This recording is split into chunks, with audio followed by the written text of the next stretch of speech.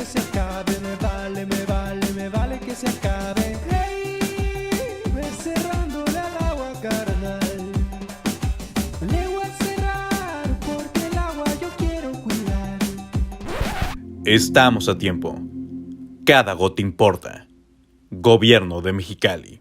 En CESPEM detectamos que las tuberías de drenaje contienen elementos inusuales que están provocando que el flujo del agua residual se vea obstruido. Es por ello que debemos tomar conciencia en el cuidado de nuestra infraestructura. Dentro de ella hemos encontrado papeles, artículos como cubrebocas, toallitas húmedas, preservativos y todo tipo de basura y grasas. Pequeños hábitos pueden traer grandes resultados y mejorar la calidad de vida de las y los mexicalenses. Por un drenaje sin basura. Con el corazón por delante. Comisión Estatal de Servicios Públicos de Mexicali. Lindero Norte. Periodismo sin fronteras.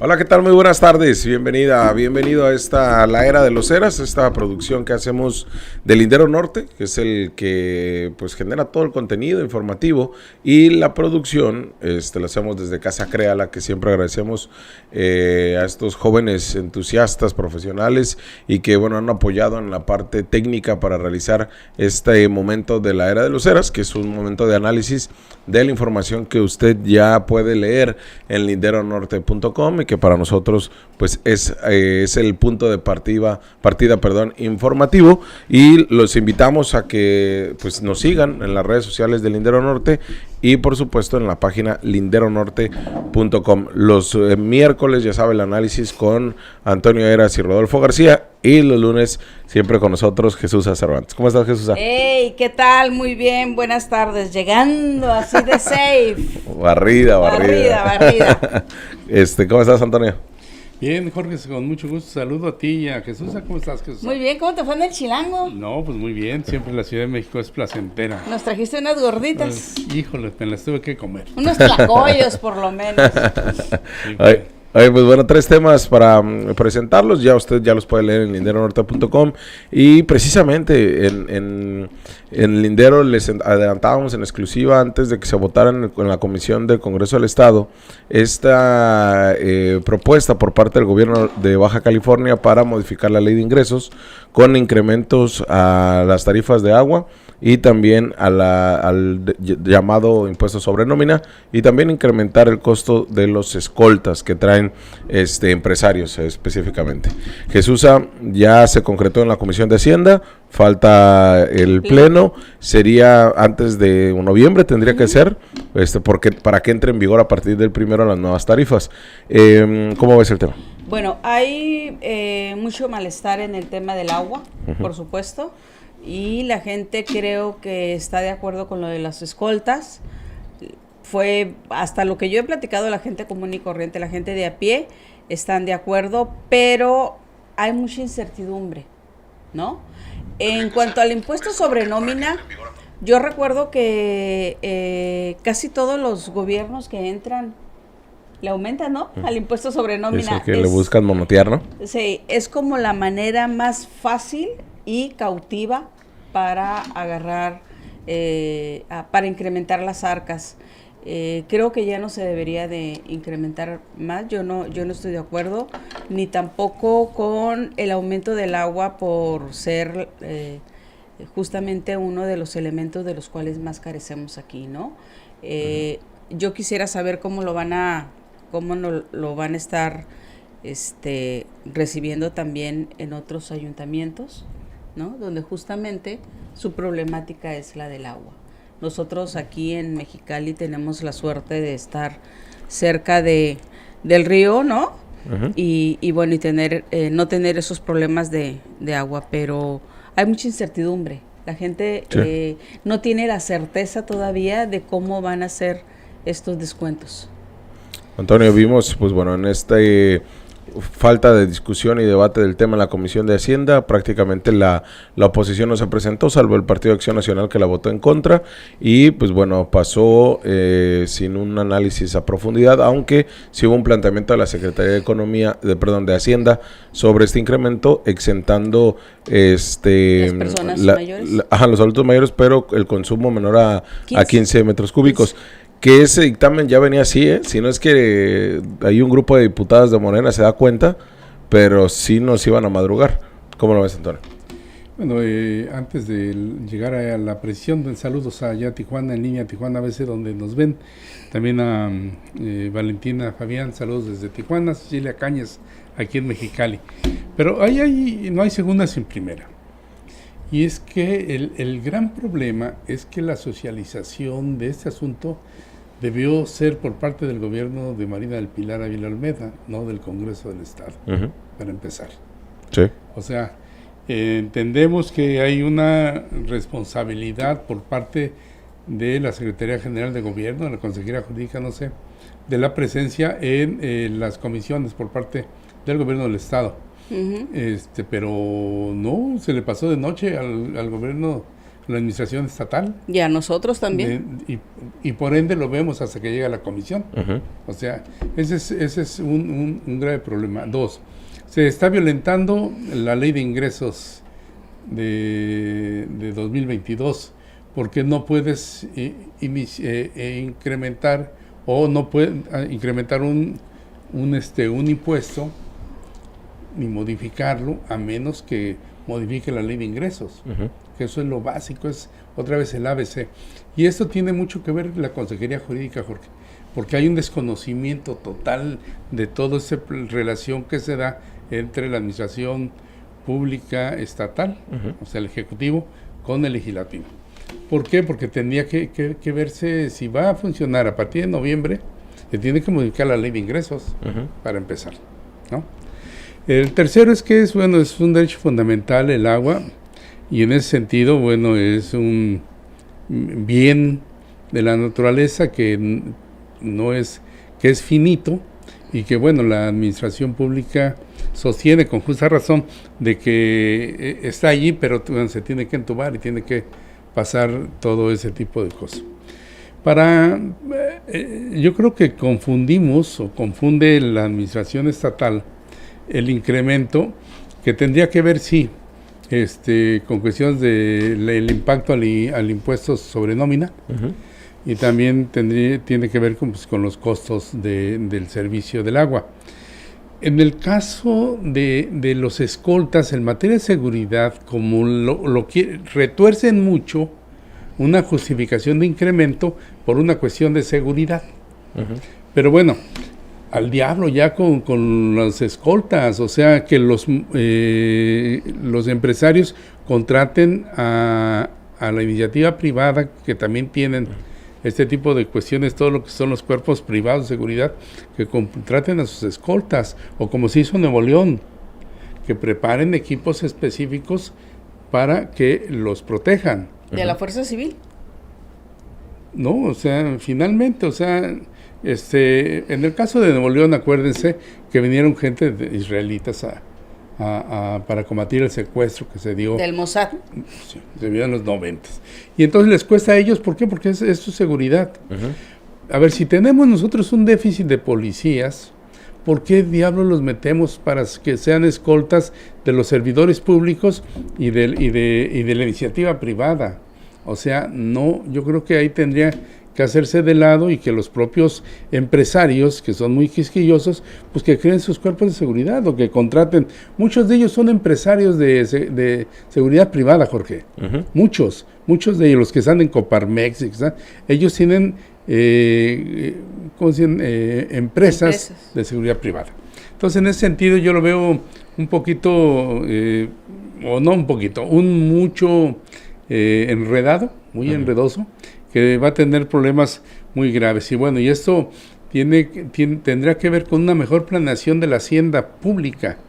Y eso ahí sí tiene que ver el señor secretario de Hacienda, O sea, muy picudo para muchas cosas, pero esto lo está sacando al corte para las 12.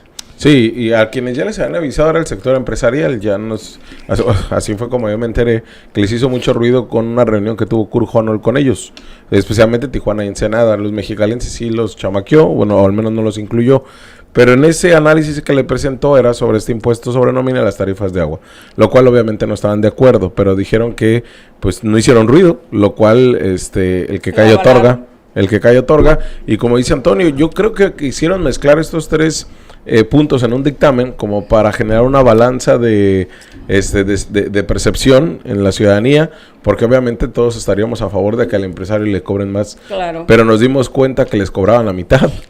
O sea que este año y el pasado y todos los demás les cobraban la mitad de lo que realmente significa unas escoltas como esa, pero además que son 60 nada más que tienen empresarios, cuando la mitad de los policías estatales están en escoltas, es decir, el resto lo tendrán funcionarios, lo tendrán políticos y representantes populares. O sea, es algo que no terminan por decir o por explicarnos punto por punto, tampoco en el tema de las tarifas de agua, ni del impuesto sobre nómina, y mucho menos en las escoltas. Sí, en la Ciudad de México está la policía bancaria, ¿no? Que es una policía distinta de la Secretaría de Seguridad Pública, aunque la coordina también la Secretaría de Seguridad Pública. Entonces no revuelven ahí los que dan seguridad a las empresas, ¿no? Con los que, con el cuerpo policíaco, que son los que tienen que dar la protección diariamente al ciudadano común y corriente. A lo mejor aquí tendría que hacerse un cuerpo privado, ¿sí?, para este tipo de personajes, incluyendo no nada más la iniciativa privada, también los servidores públicos, ¿no?, que quisieran tener la escolta, porque se te puede justificar la escolta con el fiscal, el secretario de Seguridad Pública, y quizá la gobernadora, que trajera 2, ¿no? Pero viene todo un séquito de escoltas con ella, siempre. Y el resto de los funcionarios también gusta de tener a los escoltas. Es como un tema de estatus, ¿no? Pareciera que es así. Entonces, obviamente, cuando la gente ve, ¡ay, nos van a subir el agua! ¡Chin! ¿Cuánto va a ser? Pero los escoltas también les van a subir. Bueno, está bien, ¿no? Entonces, por eso es la confusión. Como dices, quisieron meter en el mismo saco para crear una percepción equivocada, ¿no? Sí. Y vienen los escoltas también del mecanismo de protección a periodistas y defensores de derechos humanos. Yo me acuerdo cuando María Elena Andrade era su procuradora de justicia, ella traía, pues, obviamente, su séquito de escoltas, pero también su marido, ¿no?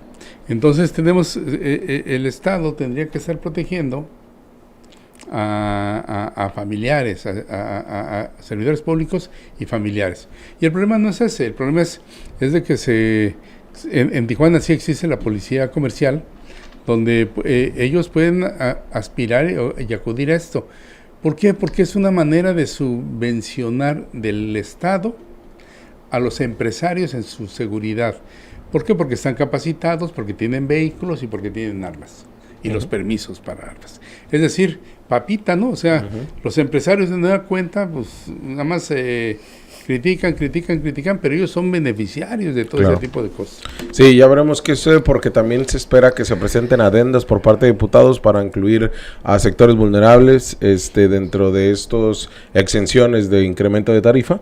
Lo cual, pues bueno, ya veremos, porque les hizo mucho ruido también a la Consejería Jurídica, que siempre en este tipo de temas se han mostrado mucho su lado conservador o ultraconservador, y no estaban totalmente de acuerdo en que se incluyera, por ejemplo, a madres solteras o a madres autónomas, en el caso también de cuidadores de adultos mayores. No estaban totalmente de acuerdo, y ya veremos cómo lo maneja Morena, quien tiene la batuta y quien, pues, al final del día va a terminar por aprobar estos incrementos y este dictamen de Hacienda, en el cual, pues bueno, es alto controvertido, y tendrían que haber salido al menos, pues, estos días o el fin de semana los secretarios, ¿no?, los titulares, para explicar a profundidad qué es lo que va a venir a votar. Pudieron haber hecho un foro, ¿no? Un foro sobre el agua. Y también someter a aprobación no aprobación, sino a que les den el visto la sociedad en el tema de los escoltas.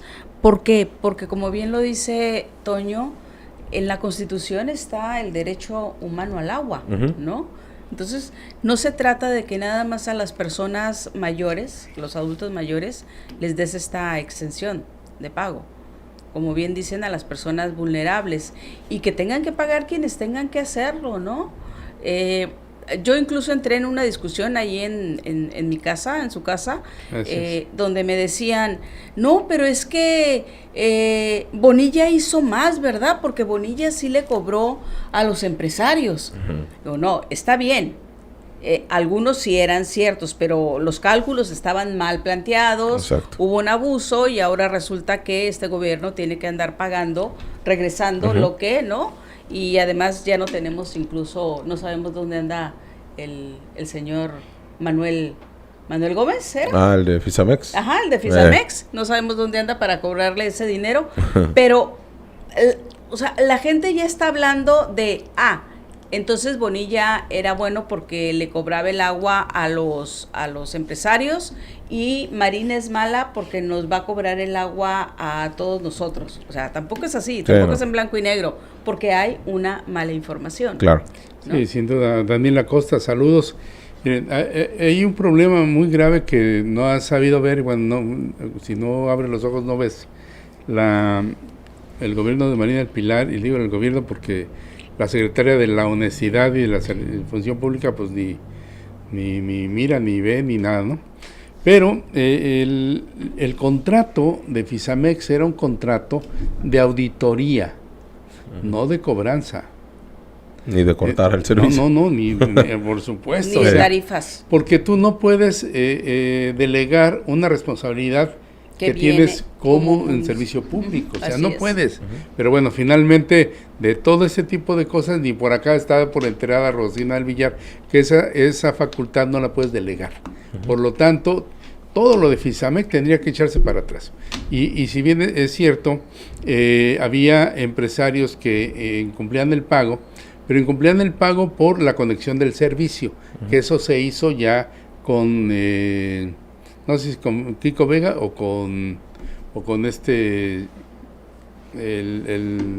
senador, con Bonilla. Pero bueno, ahí hay otro problema donde se subyace, y ahí sí los organismos del agua tienen que ver, y la propia Conagua, es que muchos de las empresas tienen su domicilio en la zona agrícola, en la zona rural. ¿Para qué? Para que el costo del servicio del agua sea menor. Claro, no sea comercial. Su carne, la papelera San Francisco. Sí. ¿Por qué? Porque ahí, aunque es agua de uso industrial, la toman como agua de uso agrícola, y la reducción es, pero tremenda. Claro, es el agua la que le corresponde al agricultor, al ejidatario. Por la zona. Es el permiso del agua que tienen, ¿no? Y lo mismo nos hubieran dicho ahí en esa comisión por parte del secretario del agua o el de Hacienda, pero bueno, va más correspondiente al del agua, cuánto es lo que consume los ganaderos, que serán los que más impactará esto, o no, o los industriales, porque sí nos hicieron ver que el consumo de una familia de 4 o 5 miembros es menor a 15 metros cúbicos, Mexicali, que es la que más consume, pero aún así es de nueva cuenta ver el tema doméstico nada más, cuando realmente el impacto sería el ganadero, y no sabemos cuánto realmente consumen ellos. Lo que dicen es que es para quien consuma de 15 para arriba, y casi nadie lo hacemos, e incluso las declaraciones después de la aprobación en la comisión, esa fue la justificación, ¿no?, que hicieron los funcionarios. Sin embargo, tú no puedes establecer nuevas tarifas de agua si todavía no regularizas, porque si algo descubrimos cuando lo del tema de Bonilla, por ejemplo, es que no había medidores. Sí. ¿Ok? Entonces, o las fugas, ¿no? O las fugas. Una casa de esas colonias viejas, por ejemplo, de la zona sur o poniente, pues tienen muchas fugas. Y hay veces que ni siquiera se dan cuenta las familias, pues. Ajá, los que están consumiendo el agua, ¿no? Entonces, antes de establecer nuevas tarifas, tendrías que regularizar todo. Y estoy segura que si tú regularizas, no habría necesidad de aumentar tarifas, porque entonces te llegarían ingresos por aquello que no se está cobrando por los que no tienen los medidores, o se ahorraría justamente por el tema de las fugas que tú mencionas, ¿no? Y fugas hay muchísimas, ¿no? Aquí nada más en la ¿cómo se llama? Donde entre la Ley y Soriana, ¿cómo se llama esa calle? ¿Dónde están los bares? La L. Montejano. La L. Montejano, todas las semanas hay un charcotote, ¿no? Un día de la semana, siempre. Hay una fuga ahí, ¿no? Entonces, bueno, pero hay muchísimas fugas en Tijuana. Y ahora estamos, lo comentaba en el análisis ahí en Televisa, hablamos de estas reducciones del agua y de cuidar y de la cultura del agua, asumiendo que Baja California no tiene problemas con el suministro de agua, ¿no? O sea, ¿cómo le dices a las colonias populares o a las colonias afectadas en zona costa, principalmente Rosarito, Tijuana y Ensenada, ahorren el agua o consuman menos, ¿no? Cuando ni siquiera les llega? Entonces será otro tremendo reto que tendrán que hacer, que era lo mismo que sucedía con el DAP, ¿no? El derecho al alumbrado público. O sea, te cobraban cuando no había ni siquiera luminarias. Acá les están cobrando un servicio, le están aumentando la tarifa cuando ni siquiera les llega el agua. Que luminarias todavía hacen falta y nuevamente las volvieron a cobrar. Otra vez las están cobrando, que es ilegal también, ¿no?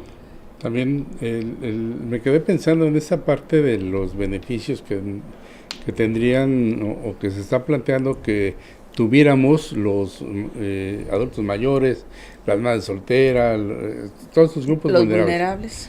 Pero fíjense, es un servicio público que presta la administración estatal, pero tendría que medirse también el consumo de energía eléctrica, algo similar, que no pasa lo mismo. Y entonces la CFE siempre ha dicho, a mayor consumo, pues mayor cobro, ¿no?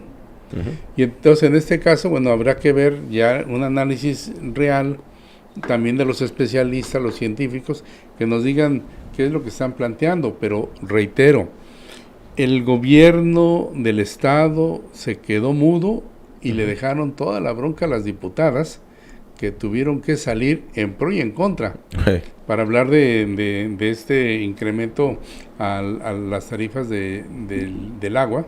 Salió Rocío Adame, presidenta de la Jucopo, salió la presidenta de la Comisión de Hacienda, Julia Andrea. Y Julia Andrea González, y también salió Santa Alejandrina, la del PAN. De Santa Alejandrina Corral del PAN, ella en contra, pero nos dejaron en ascuas el gobierno del estado, porque es de ellos de quien están proponiendo estos incrementos. Bueno, ahí cerrando ya este tema, el siguiente es un trabajo, un reportaje en partes que le estaremos presentando esta semana en el Lindero Norte de las condiciones de la zona agrícola en todo Baja California. Antonio, es un trabajo tuyo, coméntanos un poco, en esta primera parte hacías ver sobre el abandono gubernamental y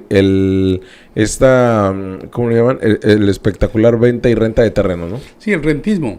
Miren, en Baja California es una de las entidades, ya lo habíamos platicado, Jesús, sobre los trabajos que estamos haciendo, es una de las entidades donde el promedio nacional de propiedad social es más alta.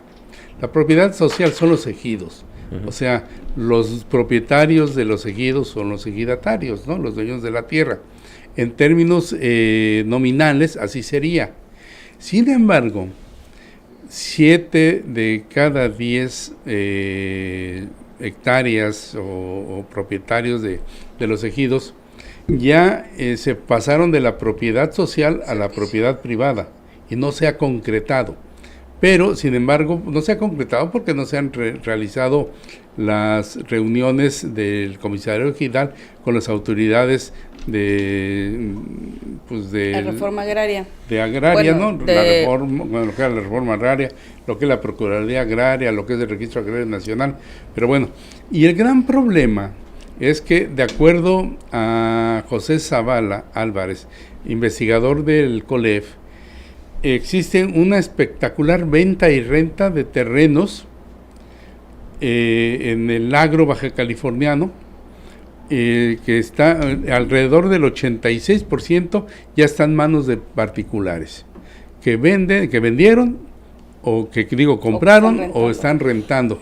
Y entonces eso es un problema muy grave porque vamos a encontrar cuestiones que tienen que ver con las agroindustrias, con los mismos particulares, otros agricultores que están rentando o compraron tierras, hectáreas de las mismas ejidos locales, o hay ejidos que son rentados por una sola familia. Aquí en Mexicali hay 2 ejidos que los rentaron y están sembrados por una sola familia. Pero también está los mineros, está el Paralelo 28 y está Slim, también está Sempra o Yenova, como se llama ahora, también está la propia CFE, y entonces es un mazacote como los empresarios, los políticos en Valle de Guadalupe, están las agroindustrias en San Quintín. Entonces, si se actualizara el mapa de la propiedad social en Baja California, prácticamente estarán en manos de los agricultores auténticos y originales, alrededor de 2 de cada 10 hectáreas. Sí, y además a ellos hay que sumarles también lo de los cucapás, ¿no?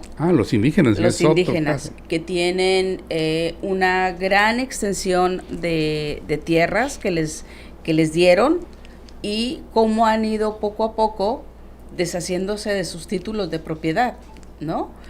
¿Por qué? Porque han ido vendiendo, hay gente propietaria de gasolineras, ¿no? Aquí en Baja California, en Mexicali, que también tienen terrenos en la zona de la tierra de los cucapás, ¿no? Entonces, cada vez la tierra es más el rentismo, ¿no?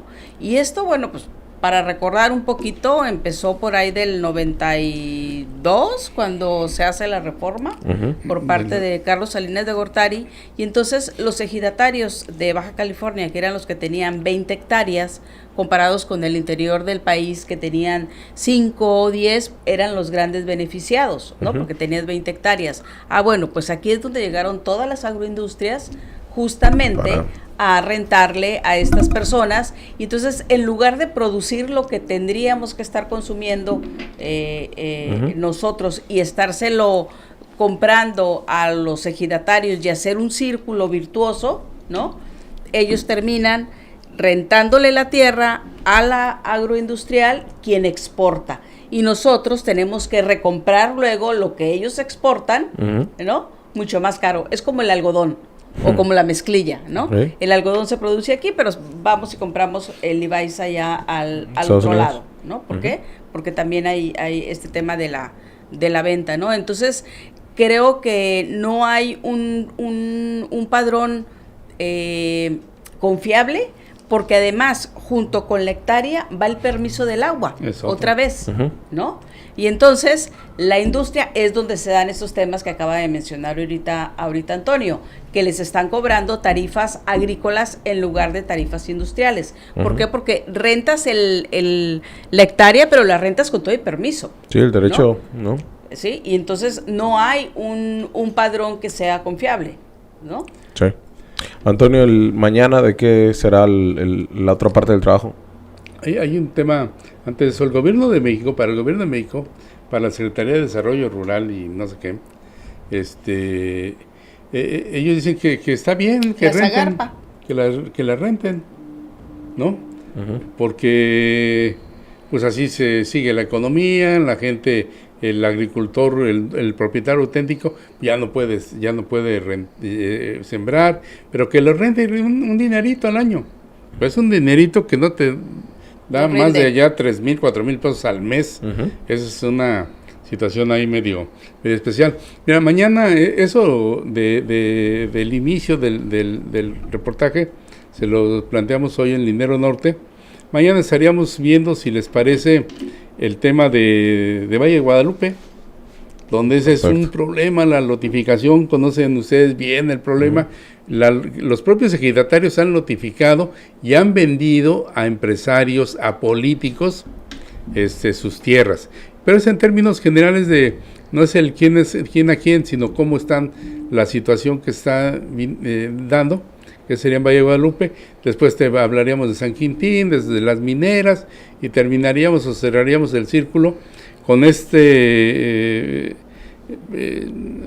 perforación de pozos de Agua Vía Express, que es un negocio que están haciendo en Valle de Guadalupe ante la complacencia de Conagua. Pues bueno, ahí está, para que nos sigan en linderonorte.com. Los trabajos todos los días le vamos a estar presentando uno y dése la oportunidad de leerlos, porque bueno, es un trabajo hecho precisamente para ampliar el análisis, ampliar el debate y la discusión, que solamente se ha quedado en pequeños círculos y ni siquiera de especialistas, no, sino de los principales beneficiarios, tanto en los derechos de agua como en las mismas tierras. Y para cerrar, Jesús, da otro trabajo que también presentamos de acuerdo al Instituto Nacional de Estadística y Geografía, el INEGI, sobre las denuncias que no se dan, la cifra negra entre el sector empresarial. Vaya, no hay cultura de la denuncia en las clases populares, pero tampoco en el sector empresarial, en donde pues el 80% no denuncia de los empresarios. Denuncias de delitos cometidos Cualquiera. Porque no se confía en las autoridades. Claro. Principalmente. Uh-huh. 2, porque hay impunidad, ¿no? Entonces, el empresario también tiene temor de denunciar. Incluso de ser extorsionado. Ajá, o de ser extorsionado. Por las propias autoridades. Ah, claro, también, ¿no? Bueno, ese es otro tema muy, muy, muy grave, y que entre ellos se protegen, ¿no? Pero así como la sociedad en general le da mucho miedo después de que la asaltan, si se quedan con tu cartera, con tu INE, entonces les da, no falta quien te haga la llamada y te diga que ya sabe dónde vives, etcétera. Pues cuidado con poner una denuncia. El empresariado también. El empresariado, está muy satanizado. De repente decimos que son unos abusivos, que se pasan de lanza con los trabajadores, lo cual es cierto en muchísimas ocasiones, pero también lo es que ellos son víctimas de extorsión, y lo hemos visto ahorita cada vez más con la presencia del crimen organizado, ¿no? Entonces, pues no te denuncian ni lo van a hacer por temor, por miedo al que te está extorsionando, al del crimen organizado, miedo a las policías y la flojera de tener que ir a hacer un trámite que va a ser burocrático, que va a tardar meses y no te van a resolver nada, que va a quedar todo en la impunidad. Claro. ¿Por qué? Porque no hay justamente una cultura de la denuncia, porque no se nos enseña tampoco a defender nuestros derechos, ¿no? Entonces, de ahí las cifras negras. ¿Qué consecuencia tienen las cifras negras? Pues una mala planeación, una mala estrategia para establecer programas de seguridad que puedan ser útiles y que den respuesta, ¿no?, a las demandas. Sí, porque los indicadores son malos, son erróneos. Exacto. Ahí pues los terminaron evidenciando también al sector empresarial, Antonio. Sí, es una encuesta que hace el INEGI entre los empresarios. Uh-huh. O sea, es un documento oficial donde el 82.6% de los delitos cometidos contra empresarios pues simplemente no se denuncian. El 30%, o sea, 1 de cada 3 es por extorsión. Le sigue el robo y el asalto, y entonces la mayoría dice ¿por qué no? La mitad, 54%, ¿por qué no? Por lo mismo que dice Jesús, por trámites largos, porque no tiene caso, porque no creen en las autoridades, y entonces eso otra vez es un círculo vicioso que lamentablemente pues ahí está. Entonces es una realidad que estamos viviendo. Sí. Si es el 82.6 es de solo el empresariado. Uh-huh. Pero si ya cuando sumamos todo, el propio INEGI plantea que es del 90% sí. en Baja California. Estamos hablando de los empresarios en Baja California, no estamos hablando a nivel nacional de lo que ocurre aquí en la entidad. O sea que vivimos como en una simulación. Uh-huh. Total. Sí, todos. Porque los indicadores que nos muestran no son reales, pues, o sea, y ese es el punto de partida de una política pública. Pero los indicadores de todo, o sea, sí. De seguridad, de los desaparecidos, de las denuncias, de las extorsiones, nada es real, ¿no? Vivimos como en una burbujita. Y es algo que la Fiscalía no ha puesto empeño en que se mejore el tema o establecer una cultura de denuncia. O sea, hasta pareciera que pones trabas para que vayas a denunciar, ¿no? Entonces, pero bueno, ahí está el tema, los 3 temas que analizamos el día de hoy en linderonorte.com. Gracias, Jesús Antonio. Gracias a ti. Y gracias a Toño.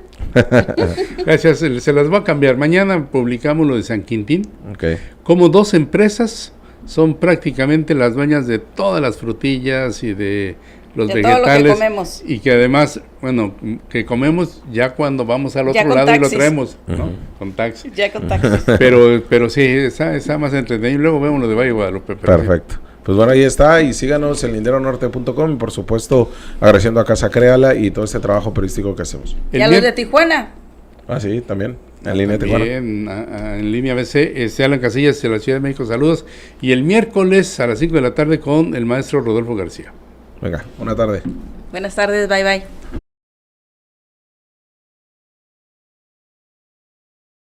Hola, ¿qué tal? Nos encontramos con la diputada Gloria Arcelia Miramontes Plantillas, presidenta de la Comisión por los Derechos de las Personas con Discapacidad, Adultos Mayores y Niñez, para preguntarle el día de hoy sobre esta propuesta, una iniciativa que busca abrir una línea de atención psicológica en Baja California. Muy importante, detállenos, por favor. Así es, se aprobó una reforma a la Ley de Salud Pública del Estado de Baja California, para efecto que se establezca una línea telefónica para la atención de emergencia, ¿sí?, del Instituto Psiquiátrico, ¿sí?